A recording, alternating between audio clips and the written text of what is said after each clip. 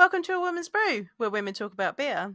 In today's episode, we're joined by Tom Canning to talk beer festivals and the best beers in Berkshire. I'm Joanne, and this is Tori. Hello, hello. And we're two beer-loving women on a mission to get more people drinking and talking about great beer. Come join us.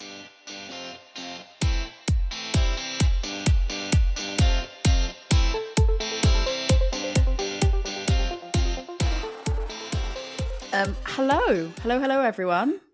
We are joined today. Joe and I are fortunate. We haven't had a guest on in, I feel like, forever. Oh, really? Yeah, just two of us talking to each other for quite a while. Oh, yeah, but that's easier. Surely, that's much easier. It is. But then we have to remember how to behave. And we have to remember how to behave in front of other people. So for yourself. Don't be tiring me with this. Okay, all right. Well, there's things I won't say there.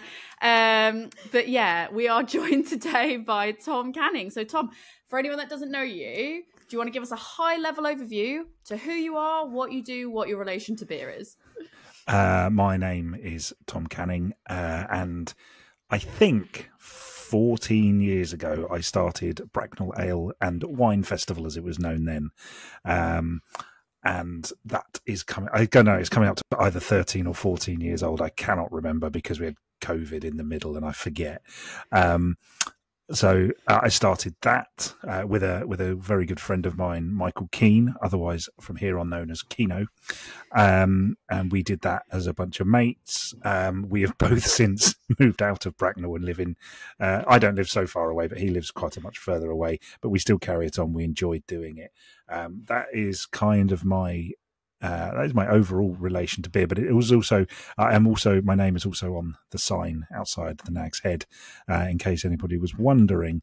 And I take great delight. It's absolute. There is a reason for it, and I think you're going to come to this later, so I won't spoil it now. But I take great delight in going in there, and it's certainly not an ego thing, absolutely not. But I quite enjoy going in there and knowing that my name is on the thing, and absolutely nobody knows who it is whatsoever. I think that makes it slightly more fun as well. I think so. I like if it was an ego, I'd love the idea that people might be whispering, going, "Is that him? Do you think that's him?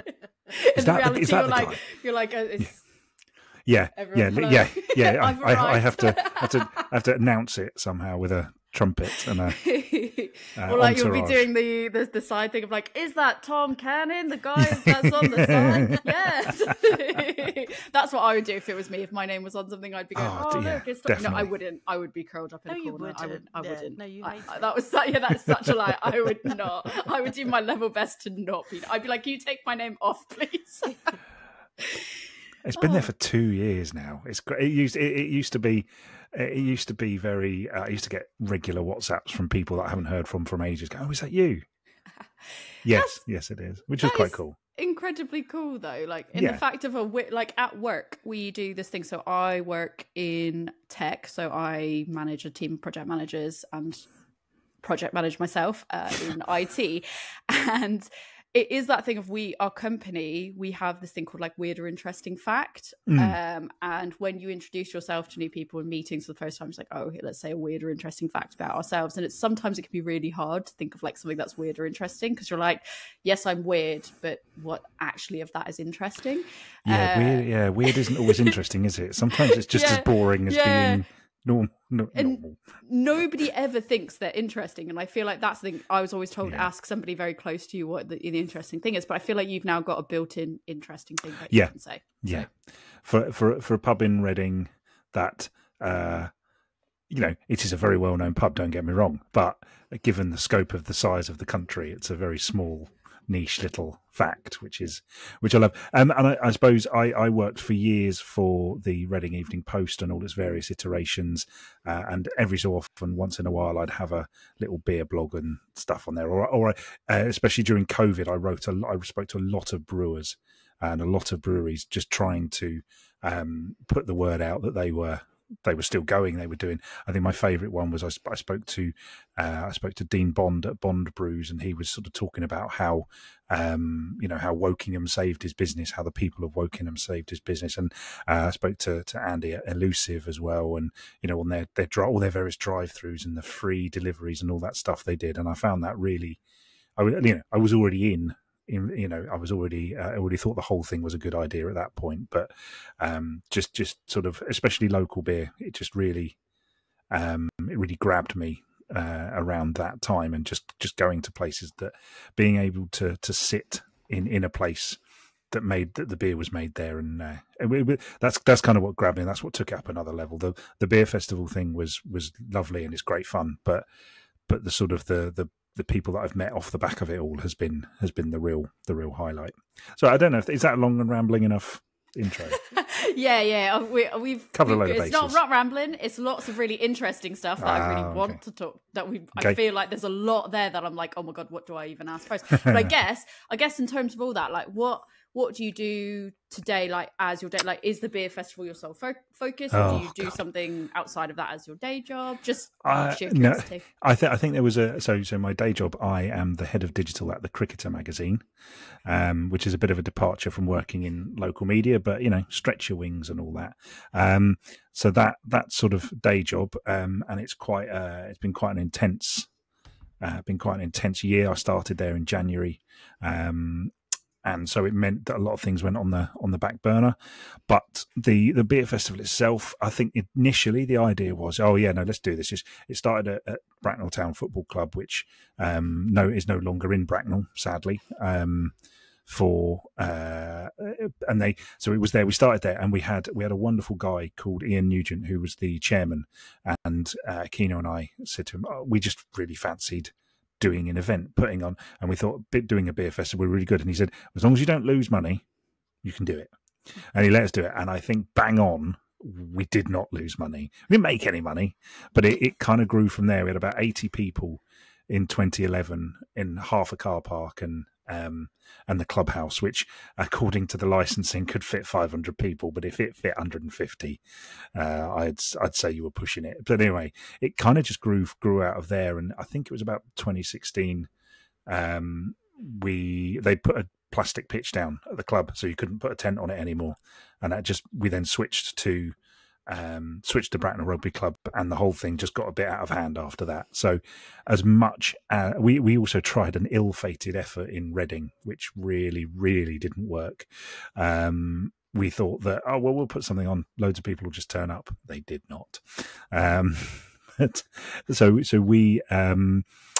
we just kind of, it was supposed to perhaps be a way out of sort of day-to-day life, corporate life, but it's ended up just being quite a nice annual retreat from the norm.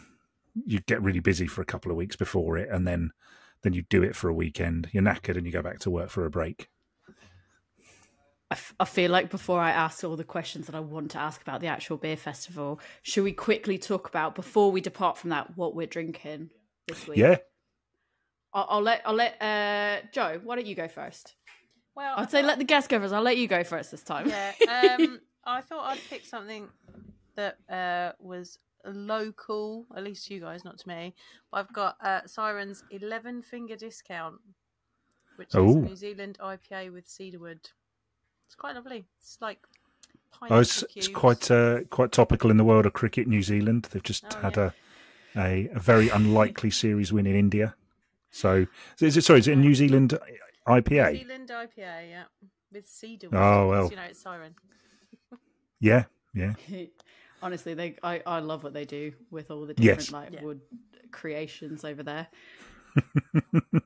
How about you? I just worked from one side of the screen to the other. So how about you? What are you drinking tonight? Well, we had this conversation before. I'm actually trying desperately not to have a drink during the week at the moment, because it's been a bit crazy. Over in Burfield, where I live, we have quite an active pop-up pub scene. There have been a lot of those.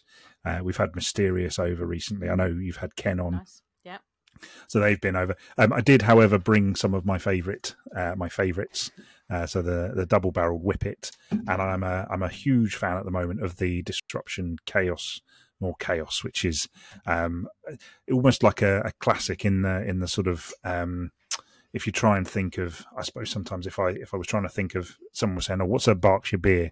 What's a good Berkshire beer? I'd probably choose like a Chaos, or a Parker as a way to get people interested, because they sort of have that that consistency to them. You don't get a bad. I mean, I don't. As far as I know from both of those breweries, you don't get a bad beer anyway. But they are just very good, very well known. And I also think can design is really important, as perhaps as silly as that may sound. I think the marketing aspect is something that is so important to stand out, and they do it really well. I absolutely do not think at all that there's anything wrong with the can design being what sticks out, because I know Joe and I are constantly like, oh, this one looks cool. Should we just try that? This looks cool. Yeah. It can definitely lift a mediocre beer, can't it? Yeah. I think sometimes, yeah. it can definitely, yeah, it's all right. But the badge is good. The artwork's good. I'll probably just keep going for that. I think sometimes it can be that like you've gone into it going, this looks really cool. I want to like it. So even if you don't love it as much as you would have, you've already started off with a positive experience. Yes. So like already you're in a good mindset versus like a immediate, like just versus a meh mindset about it. But I have also probably missed out on a ton of amazing beer because they didn't quite have the marketing budget, or their design didn't suit or it looked too like a can of Monster or something like that, which I just it's not for me. So literally, what was our main reason that we don't drink the Kernel more? Because it's got a brown label on it, and we just don't it doesn't catch our eye when we're buying things. It's terrible because they're being. Oh, I do. We know how good Kernel is. Trust me, but we're label magpies, so we go for the pretty thing instead of the I agree, but I see the Kernel one does appeal to me. The Kernel one does appeal to me, but I don't know why. I couldn't tell you why. It does appeal. For us, we just go. It's brown. It's very plain. It's just really plain. There's nothing that sticks out, and like that's the worst part. We laugh about it all the time because we're like the beers are known for being so good. Yeah. But when we're in a shop and we're faced with like the Kernel versus like something else that's like Magpie, like we know this is guaranteed to be good. Yeah. But this one's shiny. Be good. Yeah. This one's got a pumpkin on it. I am wearing my. Basically, I'm like, this one's pumpkin. So yes. Oh, now don't. Are you going to give us your hot take on that? Are you going to go? Don't like pumpkins. That's okay. That's okay. Overrated. Not bothered. That's it. This is over. This is over. We're done. End of the interview. That's okay. That's okay. We need a villain. It's fine. Oh, it's fine. No, I think Halloween is utterly pointless. How's that? Oh no. That's right. Okay. All right. We're in November now. It's okay. I'll just. But I am wearing my mysterious opinion, Brewing, even if it's wrong. Even if it's wrong. Yeah, thank you. So I believe there's a US election going on very similar to that at the moment. Exactly. Oh yeah, I didn't even want. Absolutely terrified. Yeah, we're not even going to go there because of how terrifying it is. I have got, speaking of disruption, so yeah, wearing my mysterious gear. Yes. Speaking of disruption, I have my Hive and Disruption Outpost 31 collab, which is a New England Pale Ale, 5.4%. It is absolutely gorgeous. Have it in my Disruption glass. I've got that. I went to that. That was a good event. I know you did, because we were around the same people, and that was where we ran into each other the last of course time. It was. Yes. Was that Mysterious? And you came Yes. over and you said hi, and I was like, I felt like you wouldn't even know who I was. But we've been at similar events so many Yes. times. I helped out Dave at his Hoppy Place bar, at the beer festival a few years ago. Yes. And then I think we ended up both at like Ken's, like hanging out with Ken at his table for Spring Loaded Festival. Yes, that was yes. Ah, yeah. The I tell you what, the £60 all you can drink voucher for that has a lot to answer for. I did not do that all you can drink. I did one session and we did paid for, and then we kind of felt dumb for doing paid for. But then by the end of it, when we were like, you know what, we can go home feeling okay. Yeah, we were glad. Yeah, no, that we did. My friend and I, we did this. I'm sure it was £60. It was either £30 or £60. I feel certain it was £60. It was totally got the money's worth out of that. It was, yeah. There's a lot of banging beers there, though. Sorry? I said there was a lot of banging beers there. Yes, though. there were. There were the US ones over. And... Interestingly, I still kept hold of the two of the red tokens. I'm not sure why, but I still have them upstairs in the vague hope that next year I might I might tokens. don't know. Like, I'm not sure. Like, it was too much. I'd had enough by then. So, I have. Sorry, you were saying about the mysterious stuff. I've got a mysterious jacket which I wear all the time. I helped them out for a little while I was in between jobs last year. So Adam lives around the corner from me, and I helped them out with a bit of sales. I was probably the worst salesperson ever, because I'm not really sure I sold it, but I, opened a few doors and that kind of thing. But yes, I have an old grey hoodie of theirs. My daughter loves it because the string on the neck is really long, and it doesn't come out the other side, so she just pulls it, and she flies me a lot. She calls it flying me like a kite, which is an image I think everybody needs. I respect when you have a hoodie that it doesn't. The string doesn't. I feel like people really don't think enough about designs like that, because there's nothing worse than putting your hoodie in the wash and then the thing comes out entirely, and you're like, exactly. No. It's incredibly annoying. In regards to back to the beer festival conversation, I think what I'm particularly interested in festivals is would you be able to kind of talk us through that process of from conception of you wanted, what was that process like, deciding you wanted to do a beer festival and then going through how you turned that idea into a reality? Because I'm sure I know, so Joe works in events, Joe can do all these beer festival fun things, events. I'm that person that's oh, it'd be so cool to do a beer festival. I would have no idea where to start. So when we had, sorry, I've just remembered one of the first things that happened, and it's so thick, it's so stupid, but I didn't know.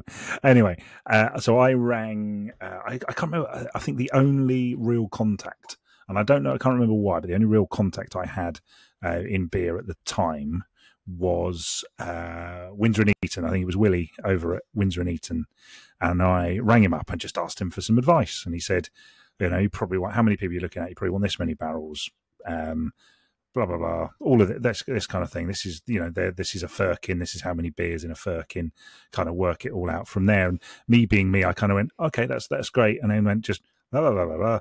And because my wife often says, you're not very strong on detail. That's what Kino's for. So I was like, okay, that sounds great. Basically, it was a really useful conversation. I remember an awful lot of it. But what I got from it was, this is a good idea. And this will be really easy. And to an extent, it kind of was. You order some beer, you make sure you have, because it was before everybody had card machines, before every stall had its own little thing. So you make sure you have enough beer, you make sure you have enough change.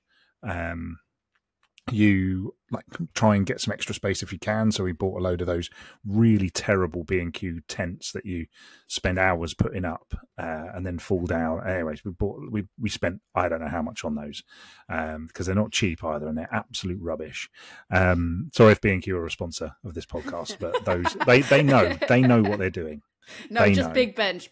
We don't get sponsored by B&Q. We're just Big Bench sponsors. Okay, fine. Do they make benches? Yeah. Your brewery tap rooms, benches. Oh. Yeah, Big Bench. That's our unofficial sponsor. We're not sponsored by anybody.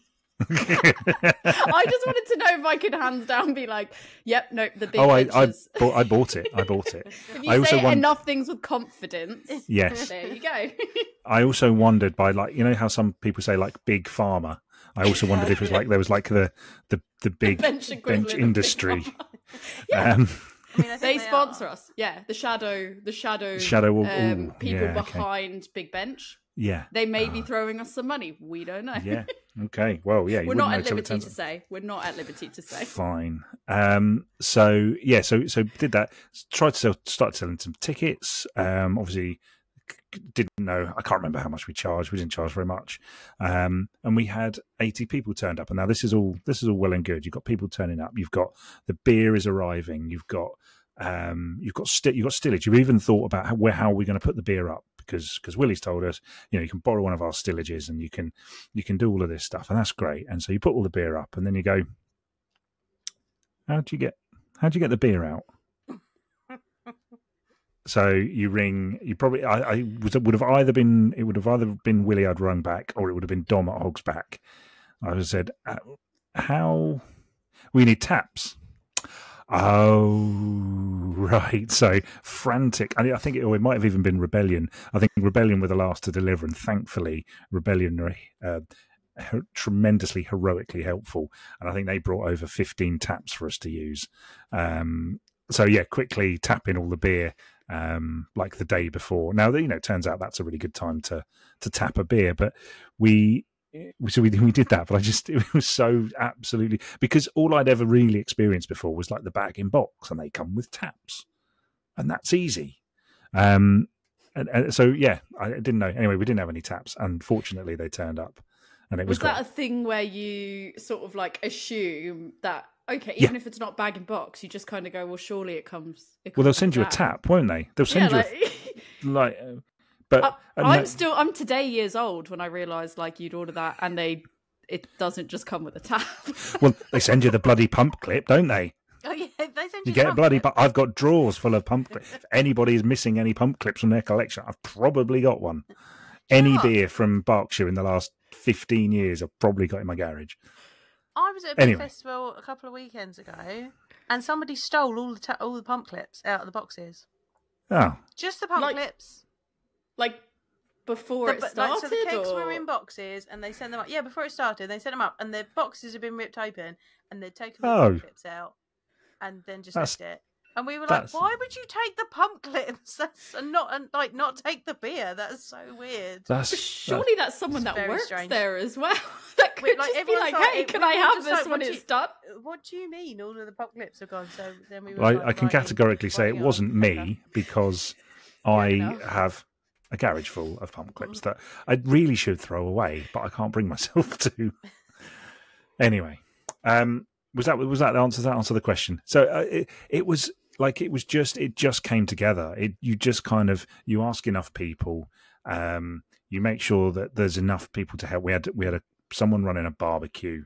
We didn't have any food vendor. Food vendors weren't like of the type we have now. It wasn't really a thing back in 2011. I mean, it was, but it wasn't as widespread and as brilliant as it is now. So it just sort of happened, and you I don't think we even had tokens. I think it was just cash on, or maybe we did. No, I think actually we did do tokens. We must have done, because it was just buy tokens behind the bar, the beer things over there, and enjoy yourself. But we had a wine stall as well, which was really nice, and that was done by a company that's no longer. I don't think it's going anymore, but the wine thing sort of disappeared after a little while, and because it wasn't really doing anything. Unfortunately, it wasn't really worth their time, and we became a sort of cider festival as well. So we just started adding a bit more cider, and it kind of just grew from there. But it's all of the stuff we've learned, all the stuff that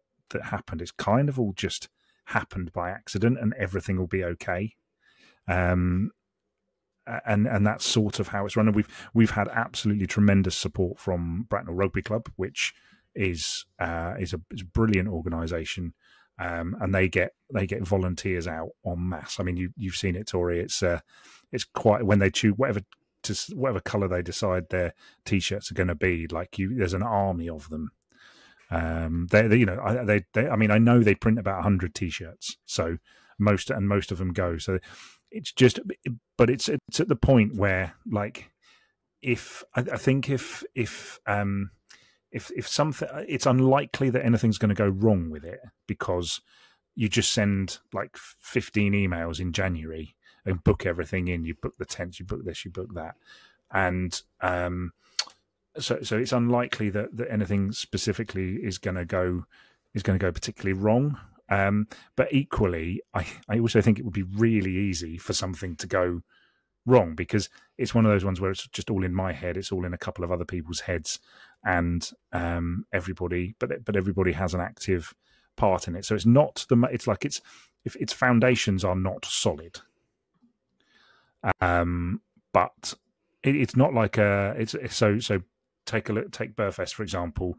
Beerfest is incredibly well organized, almost to the point that it's sort of almost over engineered a little bit. There is so much effort, so many groups. They have little, like, almost like splinter cells going off doing, like, they have a ticket group, they have all these things. The Bracknell one by comparison is basically in my head. So like if Beerfest, if someone was missing or something wasn't there, there'd be other people to take over. At Bracknell, if I or Keno was unavailable, or the rugby club chairman or something like that was unavailable, suddenly that's a whole different kettle of fish. But it's not something we've had to really deal with so far, which is good. So, what type of environment do you think that you personally thrive in more? That like really, really meticulously planned, or sort of the bit more like as it goes up, like I'll figure it out as it goes type? Definitely the figure it out as it goes. It's probably a little bit more anxiety inducing, but when you've done it 15 times, it's sort of like, okay, but you also learn, and it takes a few years. You learn that once you're open, that's it. So you can rush and you can fret and but as soon as it's open, like, well, if that hasn't happened, well, that's kind of it now. But it also is allowed us to just it's allowed it to organically grow as well. And we've brought different people along for different rides. And like we've got a small group of people who are really involved in it, but don't have to worry too much. Like, so Ed orders the beer for us, and he just kind of gets on with it. He quite happily, as far as I know, he's quite happily just going through lists, ringing people up, saying, "I like that."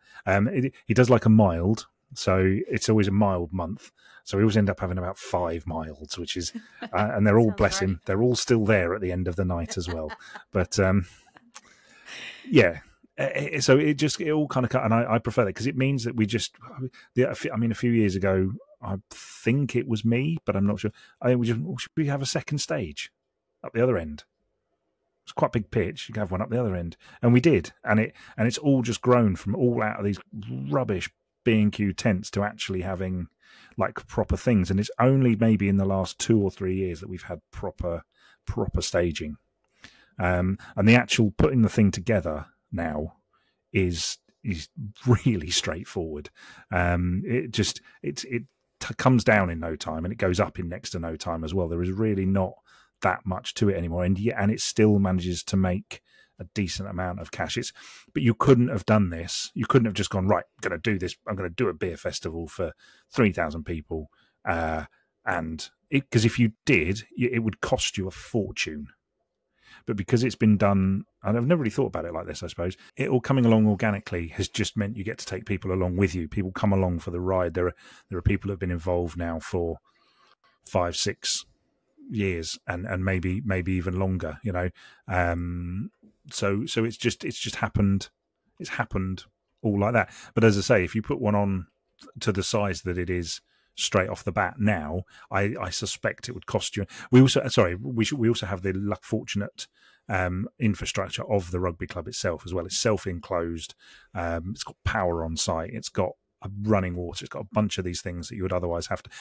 In recent years, they've got lighting as well, which run off generators. So we've now got 3 generators around the pitch as well, which helps things massively. So as I say, we're very fortunate in that. And all of those things, but ultimately it's just happened kind of by itself, and I quite like that. I'm keen to from Joe. So obviously, like, that's a really interesting, like, I think a lot of people would rather go with like the meticulously sort of like planned and you path, would, yeah, as opposed to I'm definitely more figure out as I go along. But Joe, in terms of like when you go about events, like obviously yours do have to be meticulously planned, but like do you like an element of, from your perspective, of getting to kind of do things on the fly, or does your brain work better in the like I hate doing things on planned? the fly. No. I think that's why we balance each other out really well. No. She's the ideas person and I'm the planner. Yeah. So, yeah.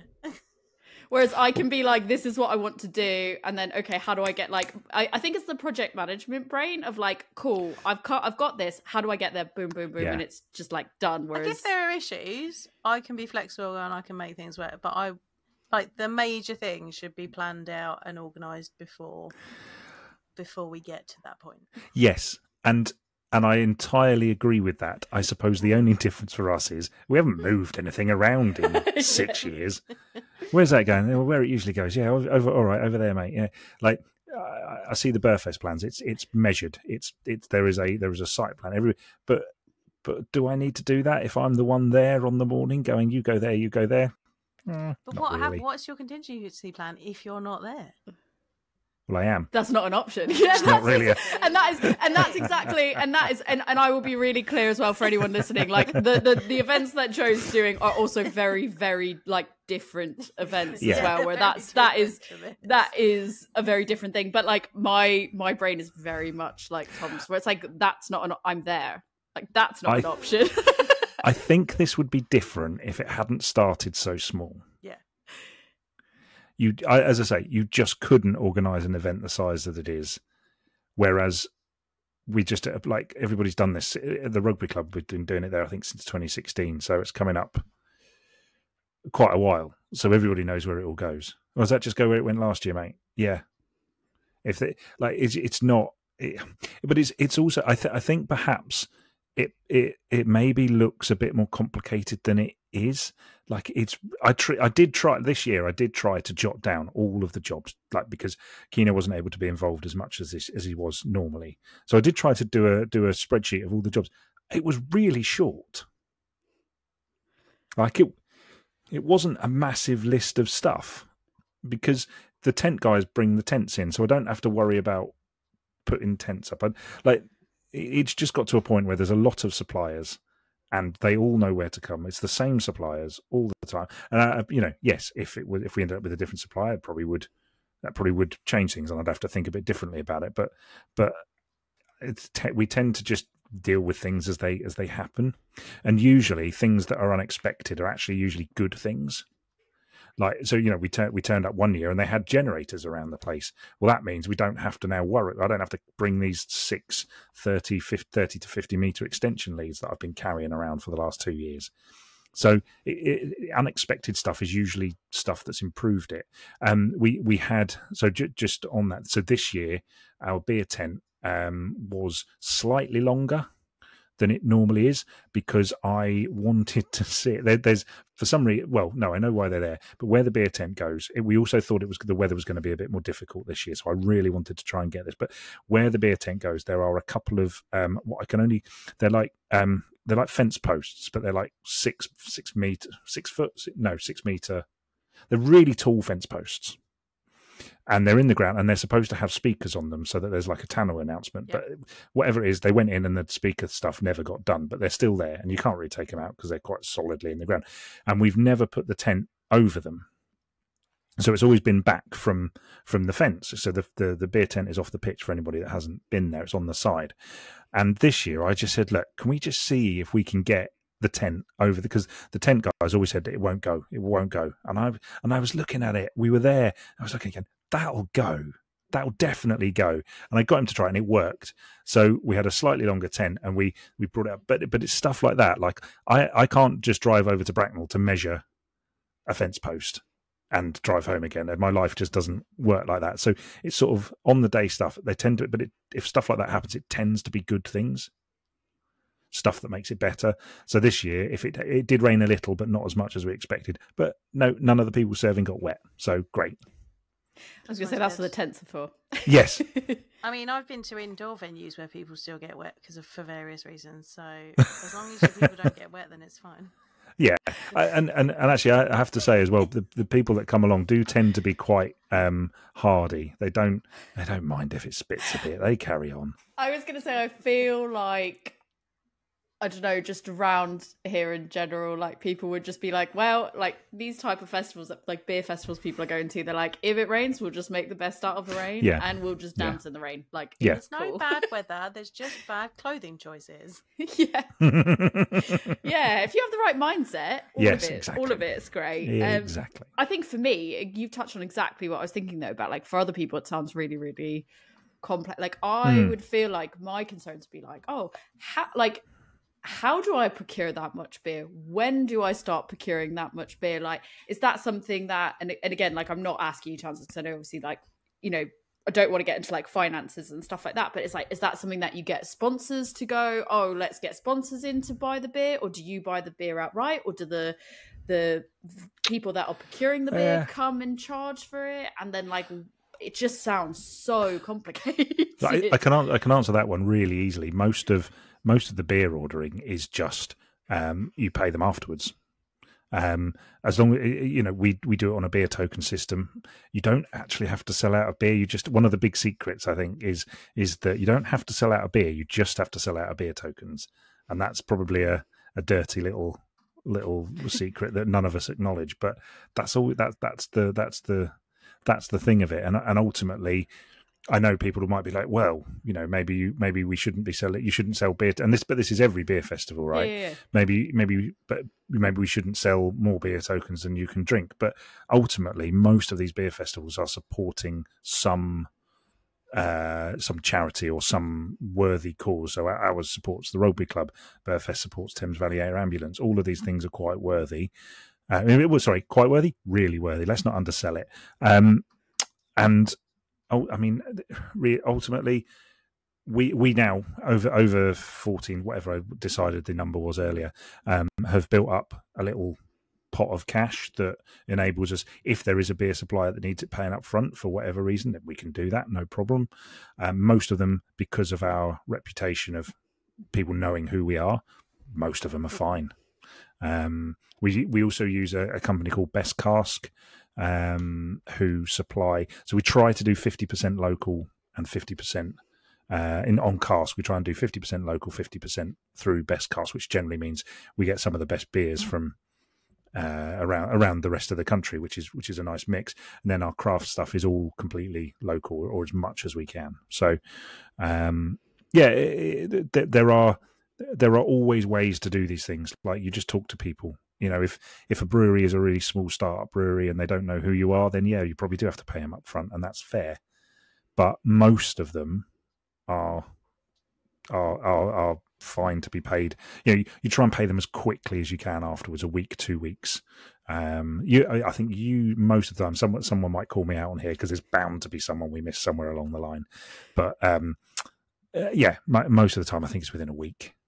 Which is that would just ideal. be, for me, when I'm seeing it, my brain would be going like, that wouldn't have even been something I'd think about. I'd just be like, oh, how do I get that? And I think as well, because I'm not seeing it as how it started 13 years ago, I'm seeing how it is in the present day, how much beer is there, and I'm going like, how do you procure that much beer? Thinking, okay, you have to pay for all of that up front, and like that seems like a lot, but actually the reality is, I guess, like maybe over time you don't have to do that. There is stuff you do have to pay for up front as a deposit on the tents, but most of the rest of it is all pay afterwards.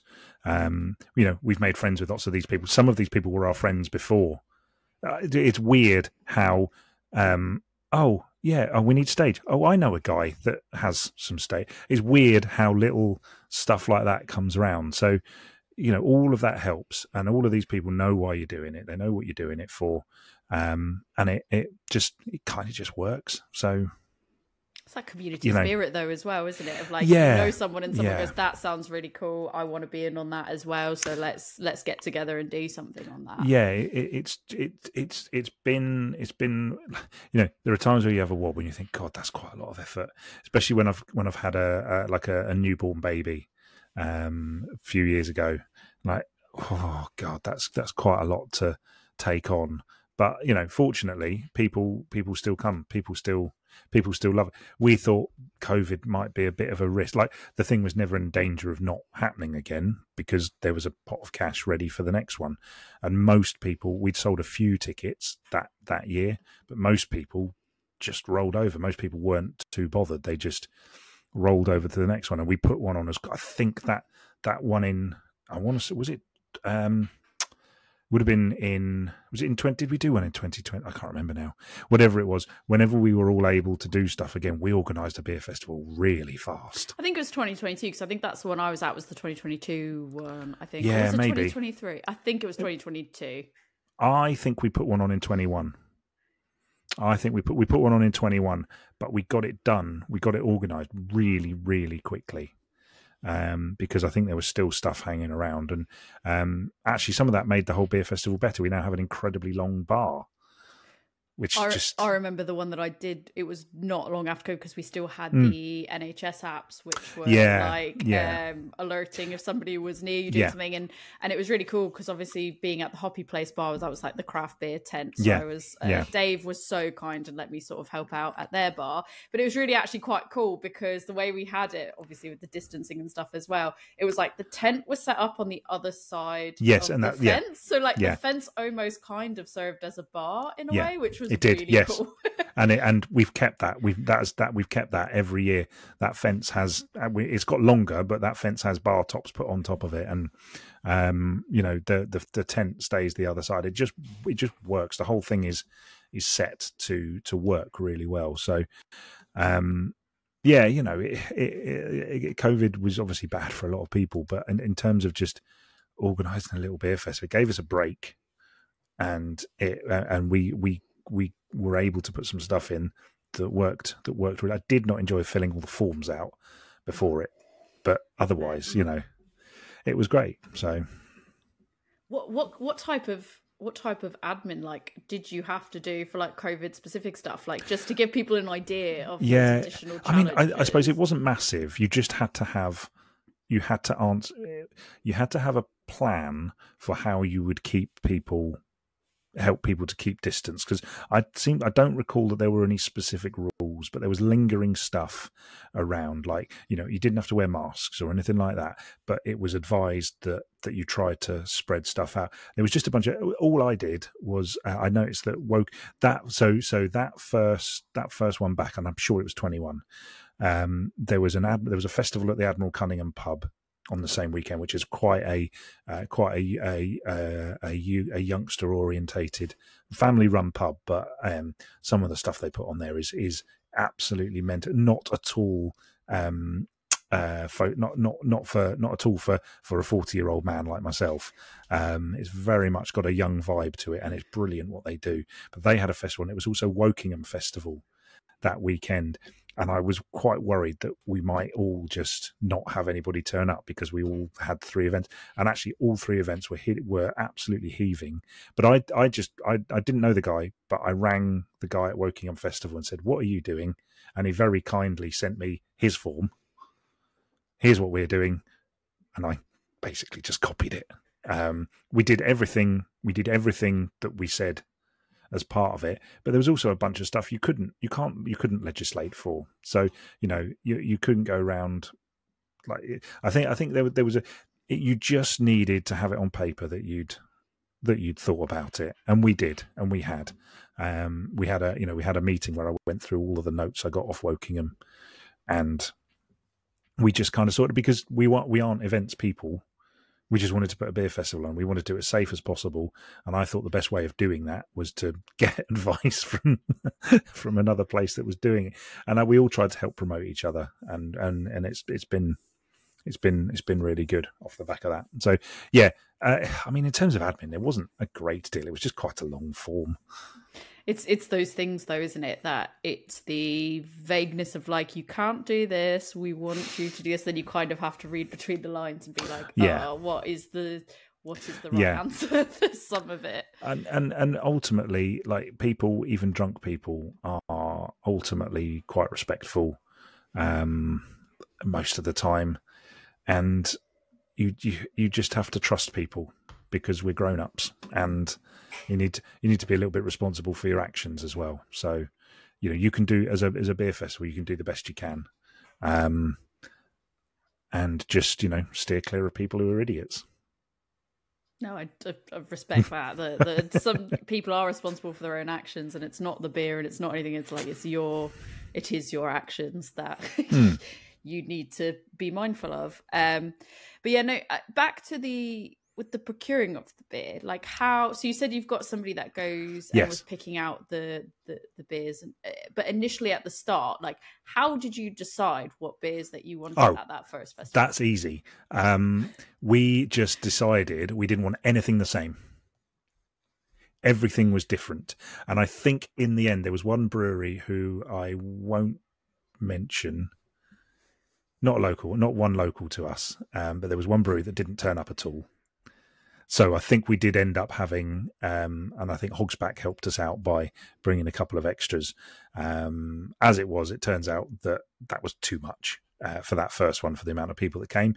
But in the end, yeah, we had this thing for a long time. Because I think that first one we had 15 beers, and after that we maybe had sort of similar amounts. So it was really straightforward to go. Yeah, I think even kind of up to when we started to get about 30 in. We still tried to make sure that if it wasn't the fact that all the beers were different, it was at least there was no repeat flavors. So you wouldn't have you couldn't have 2 chocolate stouts, you couldn't have 2 pineapple hazy pales, all of those sorts of things. And we did make exceptions. One of the most popular we ever had was a beer called Captain B, which was a spiced rum ale from down in Portsmouth from a brewery called Irving and Co, which sadly no longer runs, sadly. But that was always our most popular. We ended up always buying 2 barrels of it. We never buy 2 barrels of anything, but we did that because it would just zoom out the door. But yeah, it was as simple as that. Just first of all, it was make sure every beer is different, and then later, as you got more beer, more scope, it was more about like making sure you didn't have 2 things that were the same flavour. And you can argue some beer is more similar than others, but yeah, we just tried reading, because you couldn't possibly try all 30, and sometimes it was based as well just around what was available, because you could ring Rebellion up and they go, we've just sold the last cask of Zebedee, and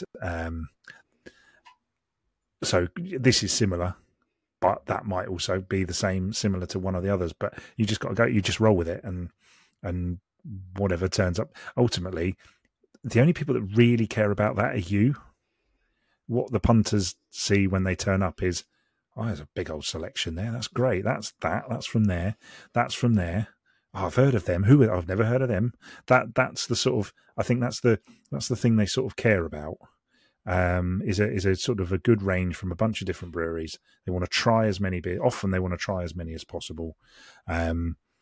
And so I think when you get up to sort of 50 beers, which we are steadily coming down now as the craft bit gets a bit bigger, we are sort of, I think maximum we ever had was 60. And that's definitely, I think we were 54 this year, and we might be 48 next year, but with a few more spares. But yeah, as you get up, it's sort of, it becomes harder, but you just try to have as bigger. I think you should just try to have as big a variety as possible. The easiest trap to fall into is, well, I don't like that. No one cares what you like or don't like. The only person that cares is the person. I don't like milds, but some people do apparently. And you've got 5. That's your only exception to the one-off rule. Yeah. Well, yeah, but I think actually something that Dave taught me, and I've passed this, and Burfest now do this as well. But Dave said to me, like, why wouldn't this Hoppy Place Dave? What I'm putting a sour on, and I just said to him, I remember saying to him, Dave, you realise this is Bracknell, drinking rules. You will not sell a sour. He bloody sold a sour. I think this was definitely sold sour. I think this was the one that you did actually, Tori, yeah. And it sold. It was the first beer to go. So we tapped out of it. Yeah, it was very. It's a recent thing I've learned, but you just, no one cares what you like and don't like. I think you can be a bit precious about these things, and you go, well, I'm not really keen on that brewery or that brewery. But like I say, I've repeated myself several times now. But no one cares. Just get a good range. And if you can get a bunch of local ones, that helps the local brewer, because, where are they? They're in Finchampstead. I didn't, right, okay. They're next to Siren.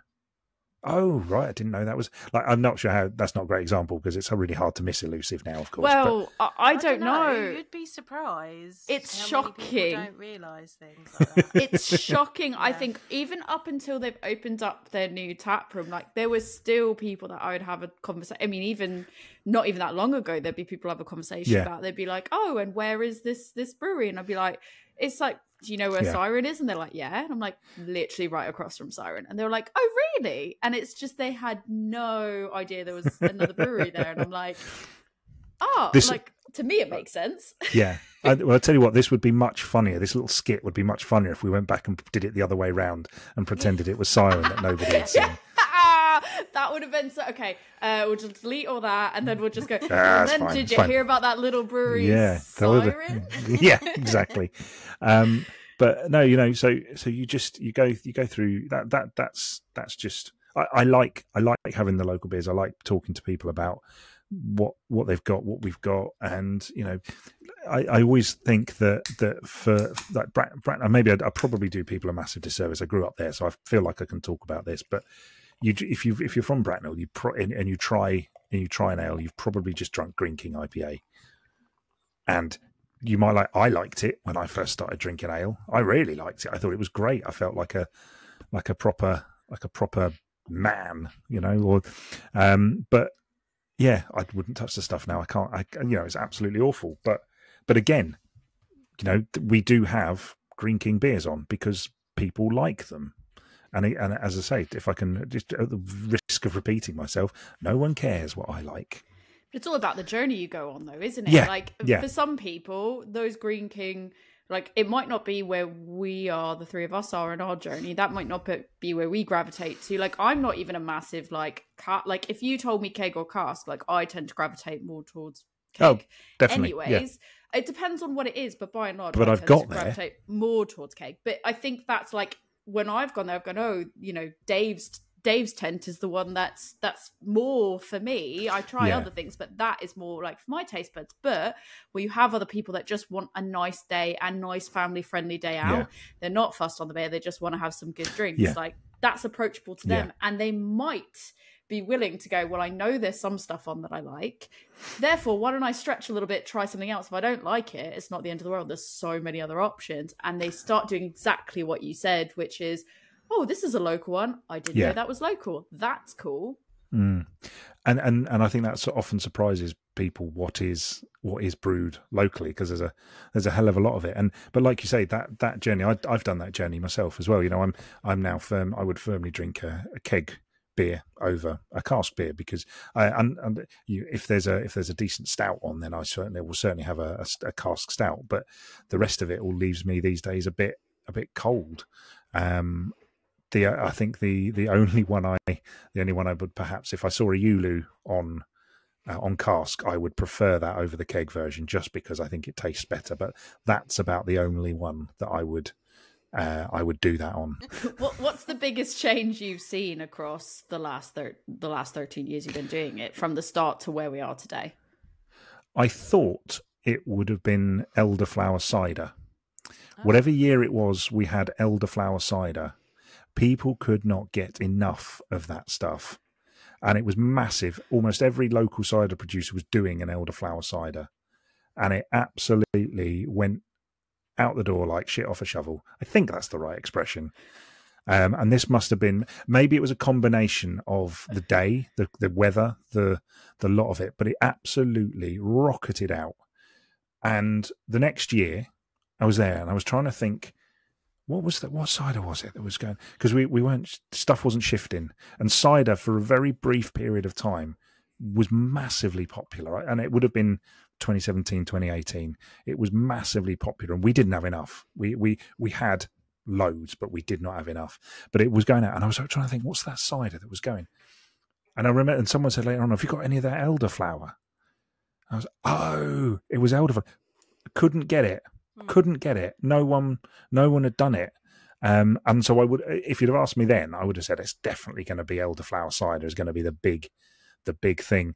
But I think, and quite boringly, it's probably just the explosion of craft beer. That I think that's the single biggest difference in anything, really. And I think that it's quite a boring answer, but I think that's literally it. Do you think that the explosion of craft beer has then led on to where we're getting craft cider, where we're getting craft spirits? Are you seeing that through your festival, that people are then moving into those?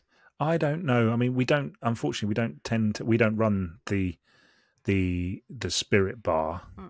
I say unfortunately. I mean, the rugby club run it. They buy in what they decide what they want to buy in, and they do very well out of it, which is brilliant.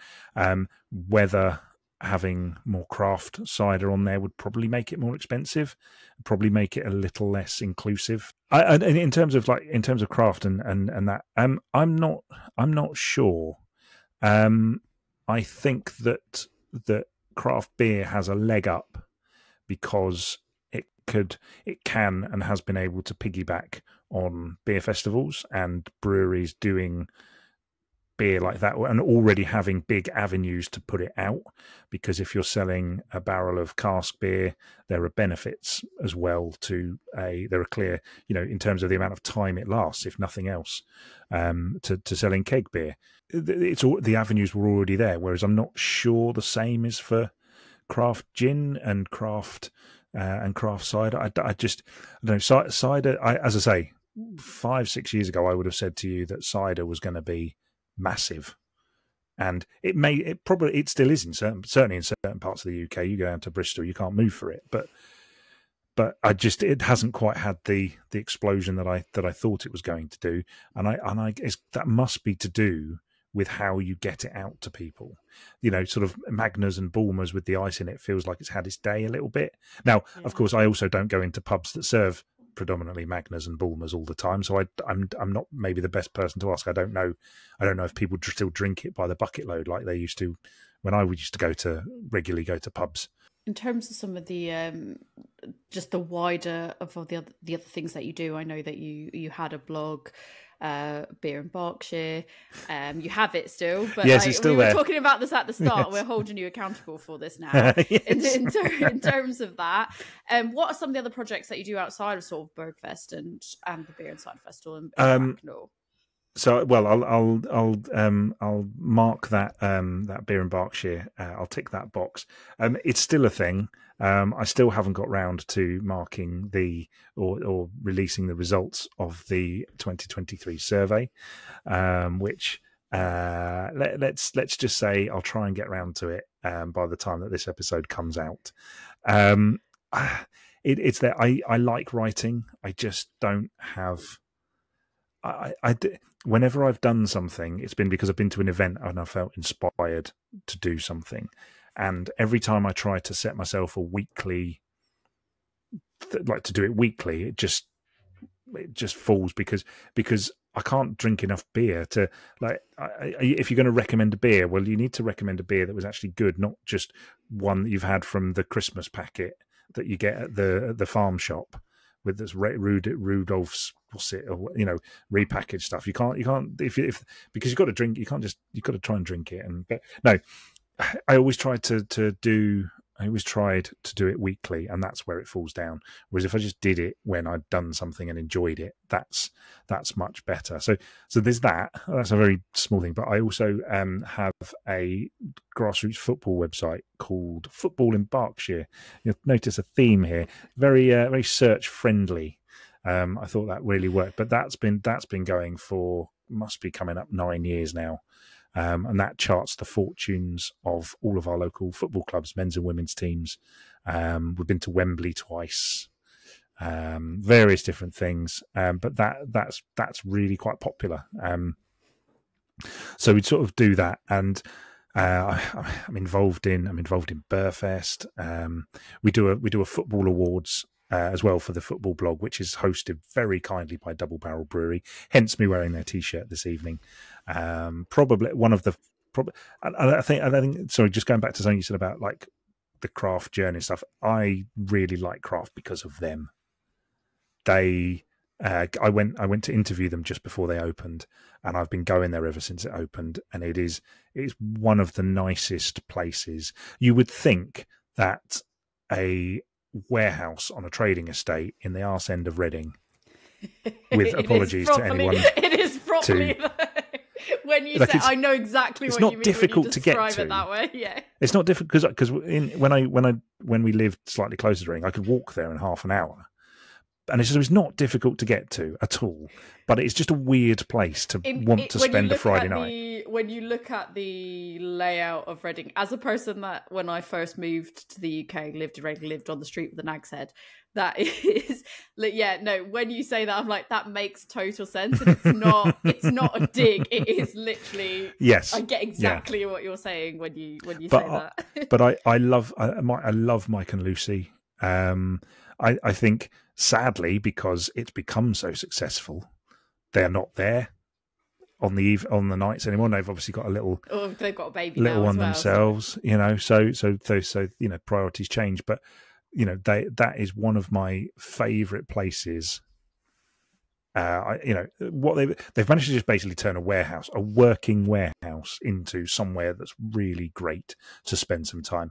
I've been to loads of these tap rooms now on trading estates. Who would have thought that you would spend this much time on a trading estate in the UK? I just can't believe that we spend so much time, all of us. Tori, as you said, we've been to Disrupting Trading Estate. All of these pass things. By in a straight, like I feel like when I pass by a train archway, or when I pass by in a state like the trade estates, anyways, I'm like, oh, if there's not a brewery there, I'm expecting there to be a brewery there. It's incredibly disappointing when you go through, when you see it's like Screwfix Tool Station, CEF, nondescript garage, beer. Yeah, and if there's not.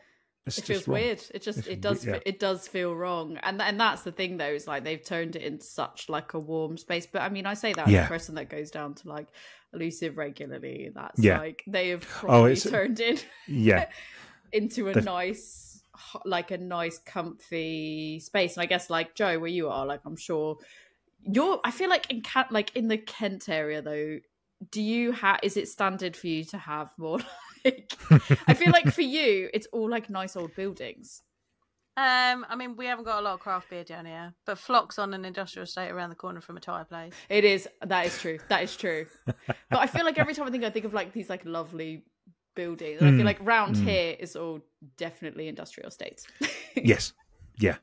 Long may they reign. It's funny when you take someone that's not been to like a craft brewery to and especially when they perhaps expect you. I'm not sure what people think. I've no idea what people think of me, but I would expect that if I said we're going to the pub, they'd probably think, okay, we'll be going to some nice sort of cozy, slightly old man pub kind of thing, something like that. And then you rock up at a trading estate. With a pizza van out the front. Where everything else is closed. Yeah, everything is closed. Ample parking. And it's dark. Yeah. I tell you what, it just occurred to me, the biggest tragedy of this whole trading estate chat is that, as far as I'm aware, there isn't one in Slough. There's lots of trading estates, yeah. Imagine if the world's largest trading estate had a... big tap room. Massive tap room in it. That would be absolutely peak. That is, I feel like the one question though that I didn't ask yet, but you alluded to at the start, is your name on the door of the Nags Head. Or on the Nags Head. How did that happen? So that was to do with this survey that I'd been running for maybe 4 years. I can't remember now. And I did it previously as part of the Reading Post, and we just tried to find the best pub the best beer, blah blah blah. And the Nags Head twice came out second to Fox and Hounds, and Jody took it upon himself to have a sign written. He said, "Well, I couldn't fit beer in Berkshire on it, or whatever the thing was. Well, it's had several names, so he said I couldn't fit that on there, so I just put your name on it." Oh, thanks, that's great. So, I'm going to be looking out for that the next time I go there, because I'm going to be going there in a few weeks for send me a Elusive's event. And the collab again. Yes. Yeah, every year. Yes.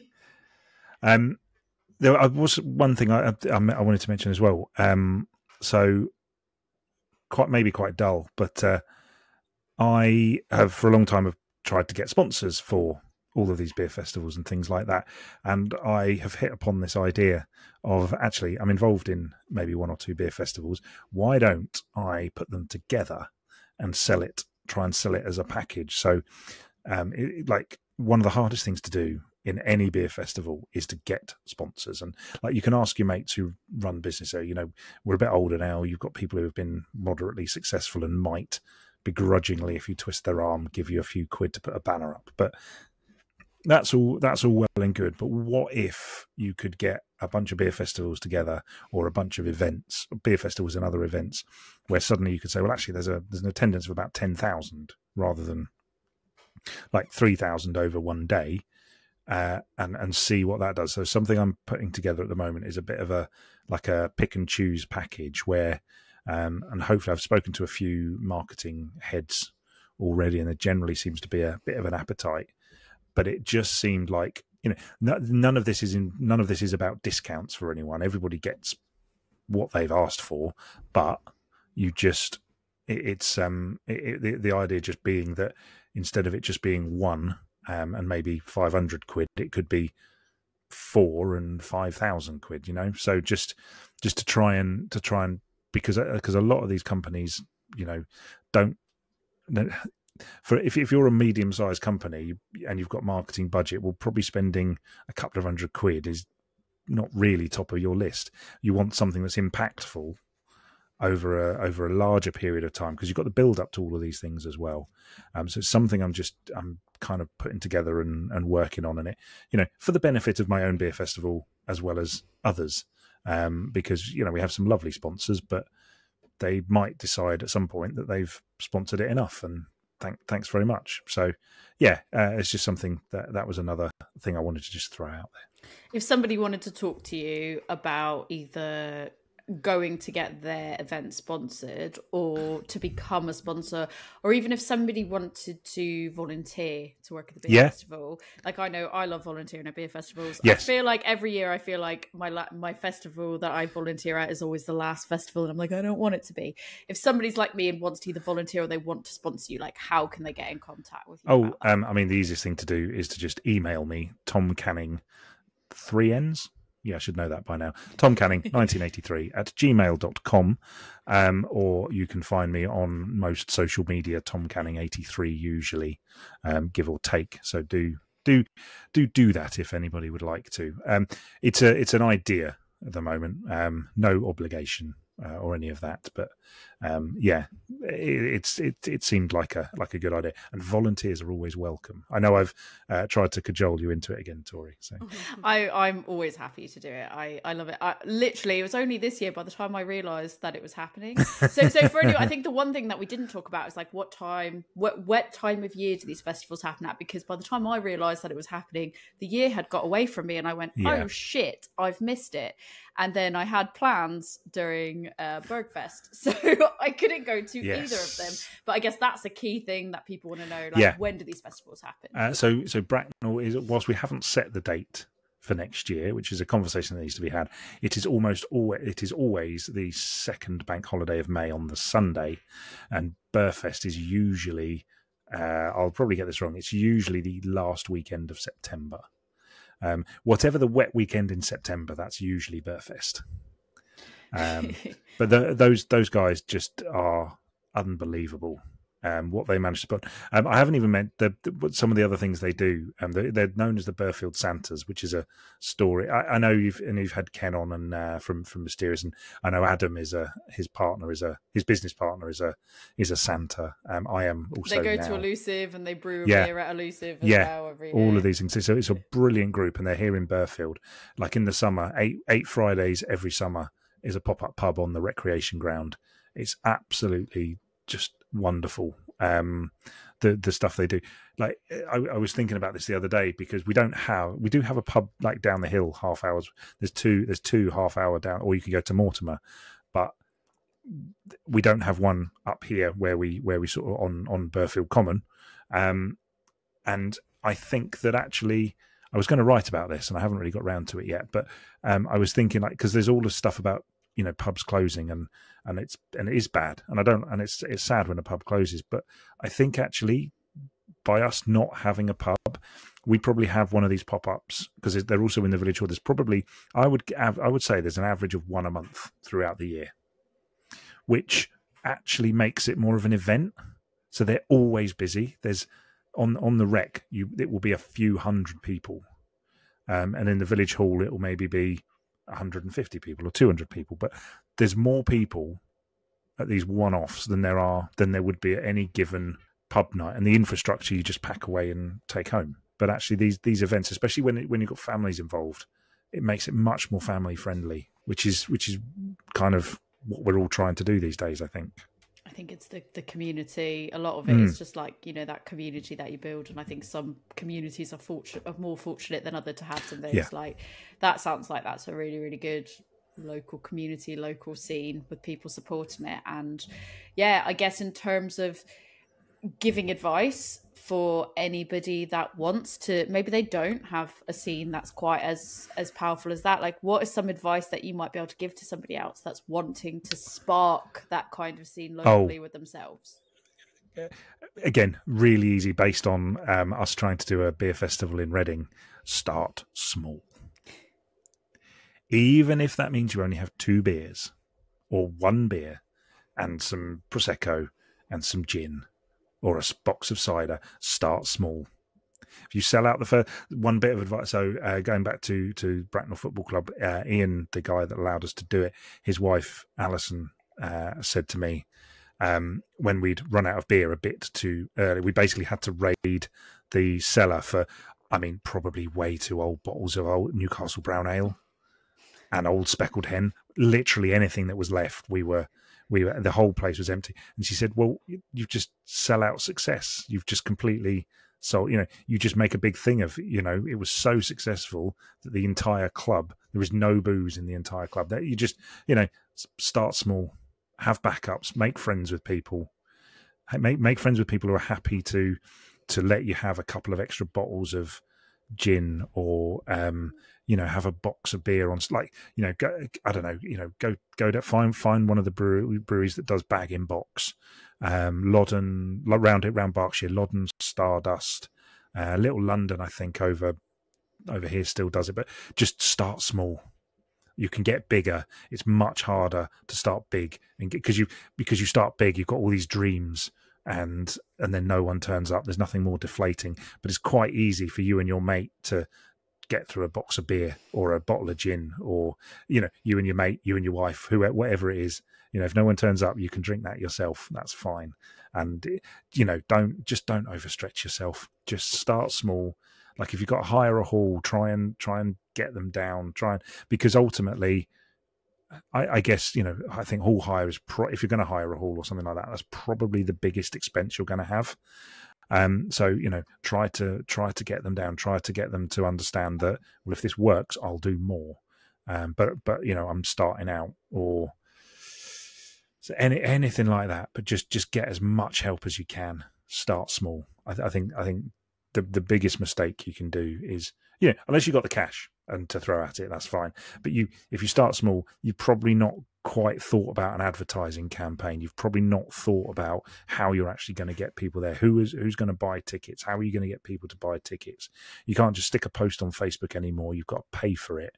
I think one of the biggest things people don't think about is the advertising, and that is getting that right is a trial and error. But always go Facebook. When you're advertising, it's the cheapest way to get people to come to your event. But no, just start small and just figure it out, because you will. I feel like that's all very, very final. I know that we've kept you like a bit. That's all right. Final question for me, in terms of as a Berkshire beer expert here, you, not me. What Are you is not? the? I am not. I'm absolutely not. As a Berkshire beer expert, you. Who, if somebody came to you and said, like, look, I'm coming down. So someone who used to work with in Manchester said, I'm coming down to the Berkshire area for an evening. And they only have a realistic evening to go out places. Like, what realistically would your plan for a night be, of like where you would send them, where they can actually realistically tick all those boxes?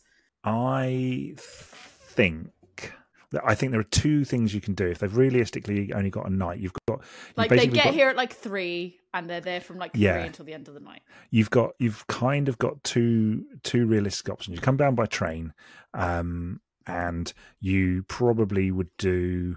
I would definitely go to the Three Guineas. That place is massively, significantly better than any time in the previous years of my life. That place is an underrated little, like they've got some excellent local beers on. It's the atmosphere, the vibe in there, the food's good. For a station pub, it's great. Probably Saturday afternoons with the football on or the rugby on, I'd probably just avoid it. But also the Gateway, though, the Gateway does an excellent pint of Guinness. I spent a New Year's Eve in there once. That was great. It's an Irish pub just up from the Greyfriar. But I would probably do, if you're coming down on a train, 3 Guineas, and then probably the Siren Bar. I'd have previously recommended the Grumpy Goat, but unfortunately the Grumpy Goat is no longer there, sadly. But you can do that, and that's quite a nice little one within very walking distance of the station. But if you were prepared to just venture mere meters, and you wanted a slightly different one, then it depends on whether you think starting at the Nags Head is a good idea or ending at the Nags Head. Finish at the Nags. As a person that lived on Russell Street, finish at the Nags. You've got to finish there, because if you start there, you probably won't go anywhere else. I'm shocked you didn't say start going out to Double Barreled first and then work your way back. No, but I would, but it's too far. Yeah, the bus is super easy. Oh, I know. Easy. I know, but I think that if you were just coming for a bit, it's probably just like there's enough places within Reading that I would probably stick to. So my choices would probably be Allied Arms, especially on an early summer's evening. Allied Arms, bit of food at Blue Collar, food and Parker at Blue Collar. I would always drop into the beer house on the way to the Nags Head then, because just a lovely proper Pilsner from any one of them, absolutely fantastic. Always drop into beer house.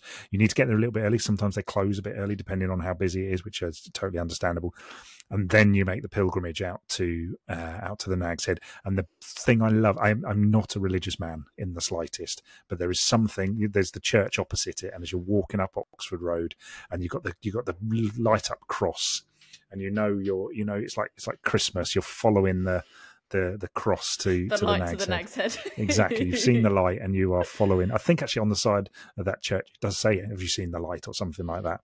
Yeah, and then it's punk rock music and rock music inside the Nags. It's great. Yeah, so that's I think that would be my absolute ideal. Like the Allied is a properly traditional pub. And the garden, when you sit in the garden on a nice summer's day, you'd never even know you were in Reading. It's just so it's really, really calm and lovely. But yeah, I think I feel like there's sort of two little loops you can do all of them as well, but I don't feel you'd get sort of bang for your buck, so to speak, and you may well end up not bothering going to the Nags, because when you've had a few pints and a bit of food at Blue Collar, it's a bit of a walk. Then it's not that far, but I think the other 10 minutes. It's like a 10-minute walk. I used to do it every 10 minutes. You're good. But if you can, there's if we're just going to throw names out there as well, there is of course Double Barrel, which you can get on the bus up to. It's not that hard. There's Phantom as well, which is a very different vibe. Much more playful. Is that the right word? I don't know. Neons. They've got neons. It's great. Yeah, they got stuff going on there, and of course you've got out the other way. I know this is a walk, but the Fox and Hounds, which is also a tremendous little pub. But I would say Punch is well above its weight. It the food, the drink, what Kev and his wife Lisa have done there is brilliant. Like the outside completely covered, again, kind of COVID transformed it a bit now. The same with the Nags. In fact, actually, the garden at the Nags is absolutely amazing. It is like all of these places, and they would probably show me their financials and go, actually, it screwed us. But from an aesthetic point of view, from an actual them being nicer places than they were, because they were already nice, because otherwise we wouldn't be going to them. It really raised the bar for them, and they did some brilliant work. Loddon Brewery out much further out is a really good example of that as well, from previously just being a farm car park to having this incredible experience now when you get out there. Yeah, that would be. I feel like I've got two little loops that I would do depending on where I was and how much time I had. Well, that's my final question, Joe. Any final questions from you? Most interesting / or craziest story from festivals, from running festivals. From running, oh goodness me. I don't know. I'm not sure anything massively crazy happens. I just chased a bat out of a room once.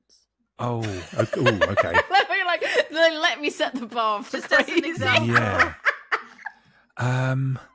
It's all fairly tame. We did have Danny Harmer come along. She's Bracknell born. Tracy Beaker, for anybody that doesn't recognise the name. I'm just gonna go yes, but she did come on, idea. but we knew she was coming. We knew she was coming. Yeah. She helped us do some advertising. She was on Strictly as well, if that helps. So that was nice. But no, like in terms of crazy things.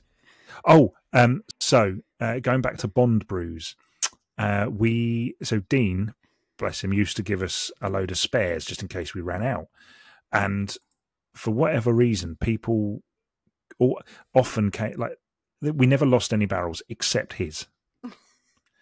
And so probably 6 years ago, a load of his barrels went missing. They're black, they're white, and they're red. And they went missing, and we couldn't find them. We ended up having to pay him for them, which is absolutely the right thing to do. And I'm certainly not complaining. This is not a complaint about that. This is far funnier. But so and Bracknell Rugby Club's got quite big, and we looked around for them. We thought, oh, what if someone's just gone up the road and gone? Oh, because I think they would have been full.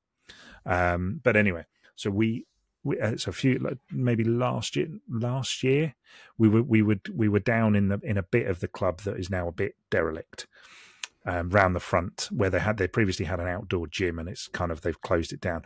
And we'd just been out in the shrubland looking for, I can't remember, we were looking for some bits of material to do, I forget what with, and suddenly realised that under all of this undergrowth were these black, red and white barrels. And so someone had taken them from up the top and just dumped them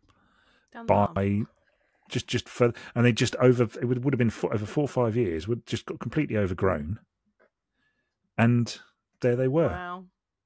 And it was completely by chance that we found them. They might, otherwise they'd still be there today. So he got his barrels back. Which was great. I have no idea if they were usable or not, but they were the plastic ones, so they're probably okay. But certainly whatever money we gave Dean to replace the barrels would have subsequently then been spent in cleaning them. So, I found a Rebellion Brewery keg, like a old style keg that was like the plastic on the outside and metal on the inside. When I moved into the house that I'm in now, there was just one in the back garden. I'm guessing the guy that used to live here had a membership or something, and I still have it because I'm like, I can't take it to the tip, I can't sell it to someone else because they own it, and I really don't want to drive the 45 minutes that it takes to get to Rebellion to return it, because it wasn't even my money. So I'm like, if anyone wants to, I'm just going to put this out here now, if anybody wants to take a keg back to Rebellion Brewery, I have one, you can take it back, you can keep whatever you get for it. I think barrels and kegs are singly the most irritating thing, because I mean, first of all, when they're full, they're incredibly heavy, which is stupid. Like, why is everything in brewing so heavy?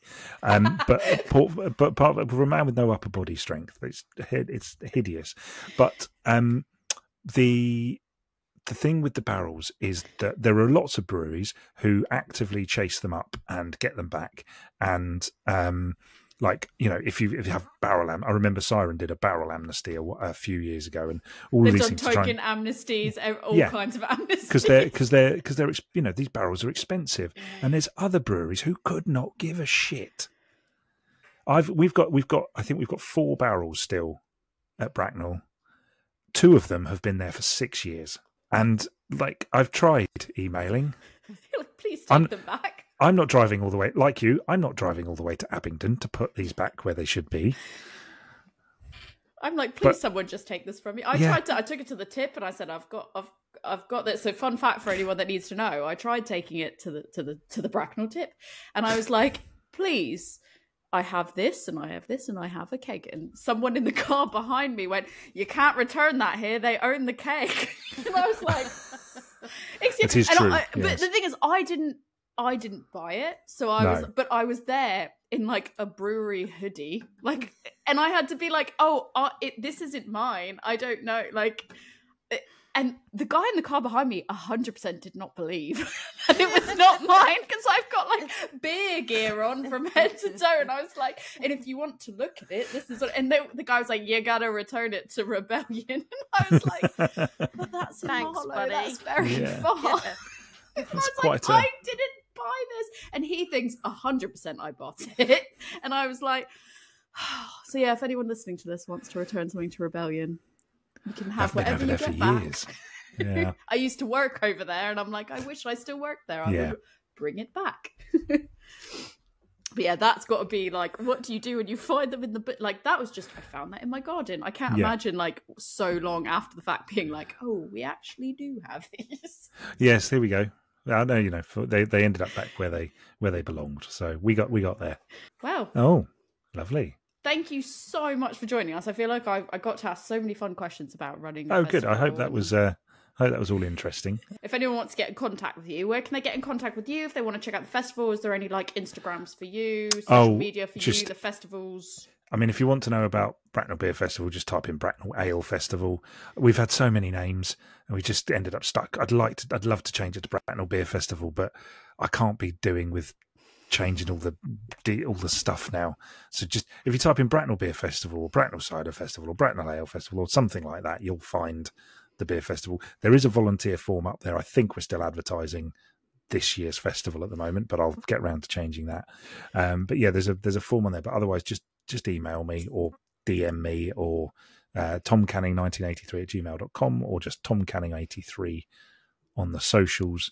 Do check out Beer in Berkshire, the blog, because you are 100% going to update that by this time next week.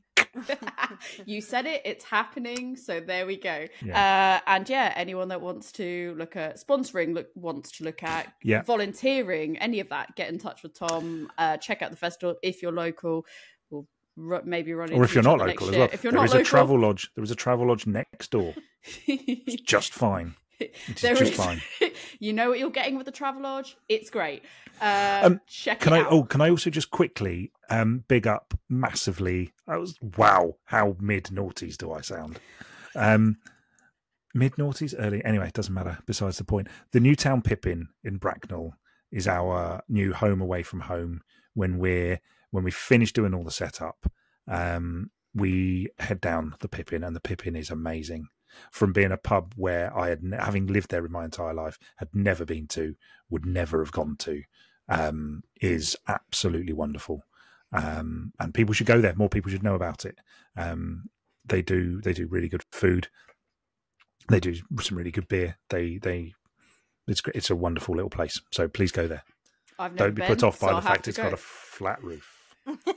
But do go. Amazing. Cool. We will share all links to things that we've got. And thank you so much for joining us. It was well, thanks for having me. I think that was a really interesting conversation. Obviously, I also do events. It's very different from the way that I do events. I tend to, what we do where I come from, we tend to piggyback on to other events, but I personally, so your events are very different, aren't they? My events are very different. We do stuff at festivals, but we don't have to do all of that, you know. Although I have done getting beer and places and stuff, that's not a fun job. I've also had it where they don't send the pump clip, and I've had to manufacture one out of a beer label that I peeled off the side of a keg. I was today's years old when I realised that they don't just send the tap. But they don't know how you're going to serve it. You might be serving it in a pub. You might be doing it. You might have a hand pump for it. They don't know, so they're not going to send you bits. As an American, America, right? I let freedom ring, and the way that we get our kegs is, I feel like at least in movies, because I was never ordering a cake ever, but in movies they make it look like it comes with a keg, a tap for the keg. And no, you still have to buy that party pump separate.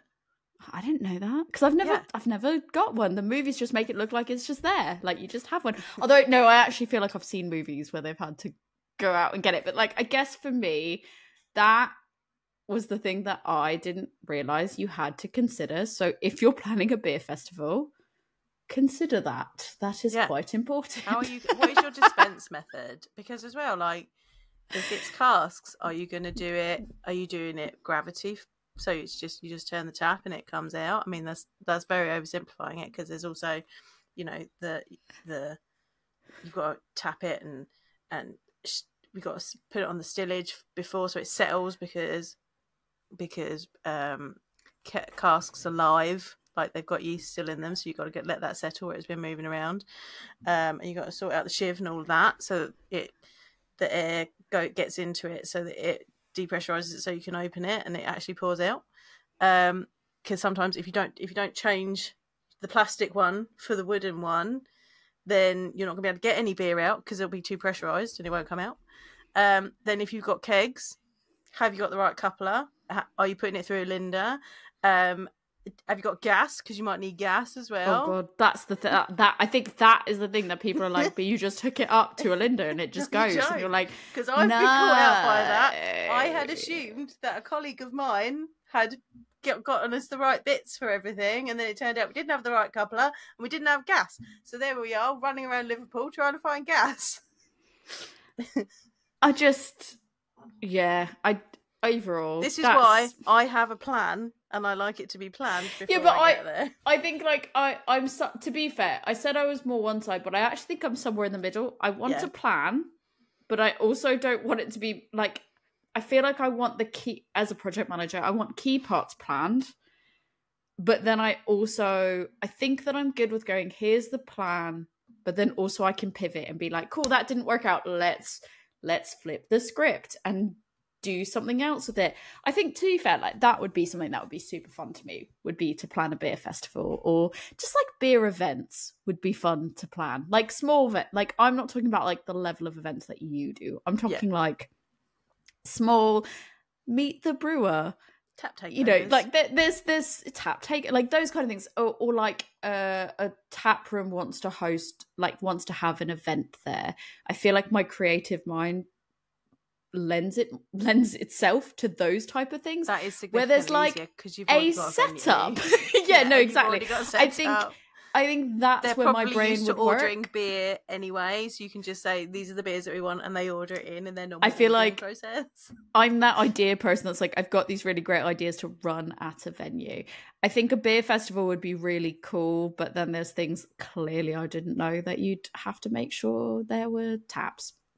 That's blown my mind. Like, that's the stuff that I would get there and be really like, shit. That's blowing your mind. That is the thing, out of everything. I'm like, yeah. Like, of course you need like a plan for how, like, like COVID. Like, I'd be like, yeah, COVID rules, great, okay, cool, tick box. Tents, yeah, you need to benches. Big bench. You gotta get big bench in. Why else do you think they sponsor us? Duh. Those things sponsoring us. Listeners, nobody. Nobody. This is self-funded. Sponsors us. This is all self-funded, except Big Bench. Those things, got it. But then, like, I'd be like, order the beer. That's great. So what I didn't understand was probably the concept of, like, it makes sense now, but at the time I was like, oh, like, when I think about planning a beer festival, I think all upfront payments. But actually, the reality is, actually, when I think about it, payment terms, you'd be like 30-day payment terms. But we ordered beer from a brewery I convinced my office to order from a local brewery. We ordered from a local brewery.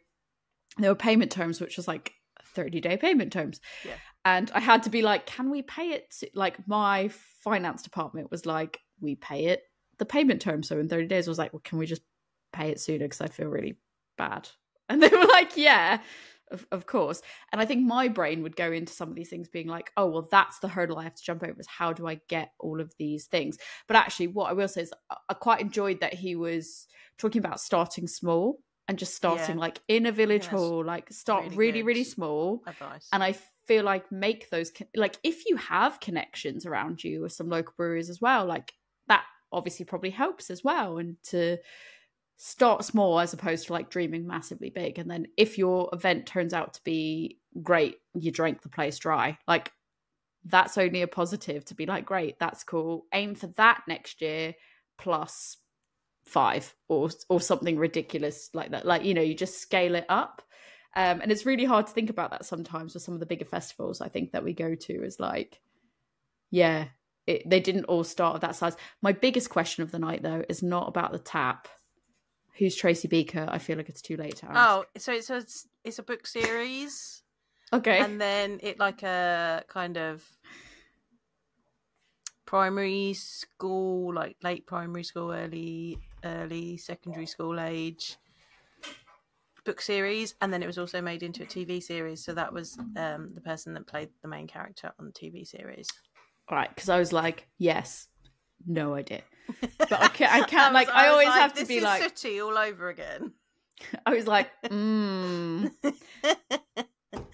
only, it's not American because this person nod. isn't great. Yeah, like it's my American nod, and I'm like, I enjoyed it. although to be fair, I was flat out like, not a clue. But then I felt really bad because I was like, this lady's gonna think she doesn't listen to us. But I was like, this lady's gonna think that I'm dissing. I was like, no, it's me. I just don't know. We don't have that in the US. I don't know. But I didn't want to ask in the moment, so I was like, I'll just ask you now. I love it. I love it. So, Tori, if people want to suggest their favourite Tracy Beaker book to you, where can they get hold of you? What season of Tracy Beaker is your favourite?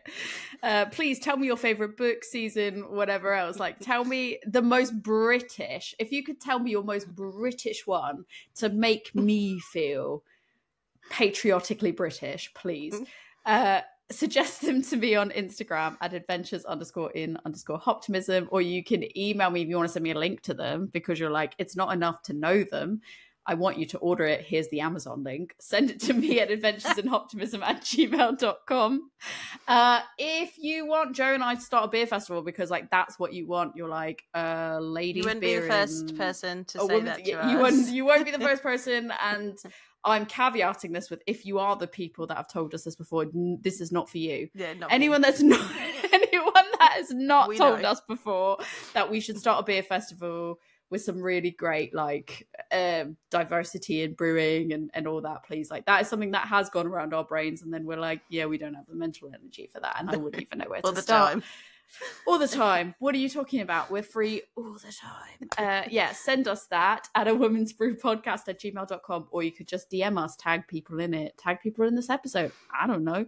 Let us know at A Woman's Brew on Instagram. Joe, people want to talk to you about your experience with beer events. Where can they talk to you? You can come talk to me about it. You can probably come and see the things I do on my Instagram, which is Love Beer Learning. Or you can come to my website, which is lovebeerlearning.co.uk, or you can email me. I'm happy to give advice about beer festivals, and I am one of those people that sponsors things. If you want to ask questions about that, you can get hold of me at lovebeerlearning@gmail.com. Right, I'm going to go finish my siren beer. I'm going to finish my beer. I opened another one.